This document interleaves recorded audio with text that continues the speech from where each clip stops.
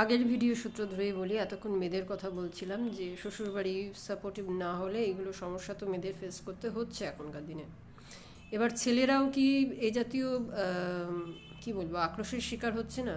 Recently আমি শুনলাম এরকম একটি ছেলের মা বাবা করোনার সময় এফেক্টেড হয়েছিলেন এবং সেটার রেশ অনেকেই বয়ে বেড়াচ্ছেন, অসুখ বিসুখ, তারা বয়স্ক, 24 ঘন্টার জন্য নার্স রয়েছেন, আয়া রয়েছেন বাড়িতে, হেল্পিং হ্যান্ডস রয়েছেন, রান্নালোক রয়েছেন, এবং ছেলেটি বাইরে থাকে এবং প্রত্যেক সপ্তাহে সপ্তাহে বাবা মায়ের কাছে আসে।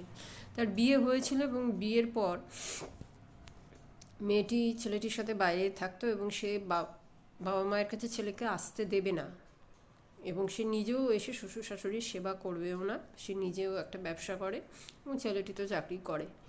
যেহেতু নিজে আসে না ঠিক আছে, ছেলেকেও বাবা মায়ের কাছে আসতে দেবে না, তাই তাদের মধ্যে ডিভোর্স হয়ে গেছে এবং হওয়াটাই বাঞ্ছনীয়।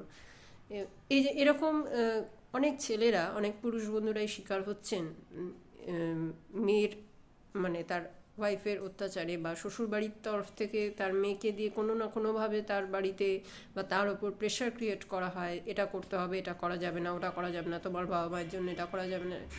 যে সমস্যা মেয়ের বাবা মা ফেস করছে, এরকম অনেক সমস্যা ছেলের বাবা মাও ফেস করছে। সব ছেলের বাবা মা তো ছেলের সাথে থাকে না। এখনকার দিনে অনেক ছেলেরাই বাইরে চাকরি করে, বিদেশেও থাকে।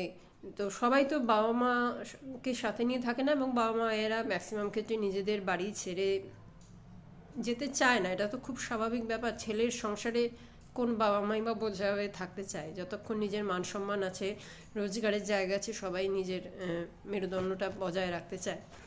তো সেক্ষেত্রে এরকম যদি ওয়াইফ হয়, বা তার শ্বশুরবাড়ি, সেই ছেলেটির শ্বশুরবাড়িও যদি এরকম হয়ে থাকে, সেই ছেলেটি তাহলে কী করবে?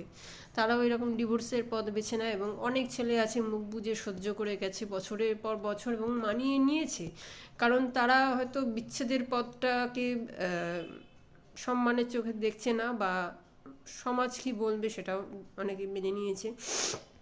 সেই জন্য আমরা শুধু মেয়েদের দোষ এটা দেখলেও হবে না, ছেলেদেরকেও কিন্তু যথেষ্ট প্রেশার ক্রিয়েট করা হয় বিয়ের পর, এবং অনেকে সহ্য করতে পারে, অনেকে সহ্য করতে পারে না। এবং অনেক ছেলের ফ্যামিলিও ভীষণ ভালো হয়, তারা অনেকে মুখ বুজে মেনে নিচ্ছে, মানে ছেলের মা বাবা মুখ বুজে মেনে নিয়েছে, অনেকে পারেনি সহ্য করতে, কারণ সবসময় সিচুয়েশন তো ফরে থাকে না।